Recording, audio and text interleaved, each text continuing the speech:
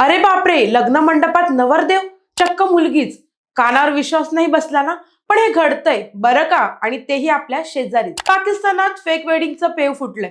धमाल चाललीये, नुसती धमाल. लाहोरच्या LUMS विद्यापीठाने हे वेड सुरू केले. आता तरुण यामध्ये फार बुडाले. नटणं थटणं, फेर, आरती, सर्व काही खऱ्या लग्नासारखं. पण नवरदेव नवरी दोघही बायकाच. पण समलिंग लग्न नाही, फक्त उत्सव साजरा केला जातोय. समाजाच्या दबावातून मुक्ती, प्रथा अनुभवायची मजा. पण टीकाकार म्हणतात हे काय नवखूळ. फेक वेडिंगच्या ट्रेंडमुळे विद्यापीठ ट्रोल झालंय. याबाबत विद्यापीठाला जाग आली असून आता खबरदारी घेतली जाते. अशा वेडिंग ट्रेंडच्या शूटिंगवर बंदी घातली. त्यामुळे पाकिस्तानात काय घडेल आणि काय नाही हे काही सांगता येणार नाही. आता समाजाची बंधनं तोडणारा हा ट्रेंड की नव्या वादळाची चाहूल याबाबत चर्चांना उधाण आले. पाकिस्तानात फेक वेडिंग खरी धमाल अशी परिस्थिती आहे.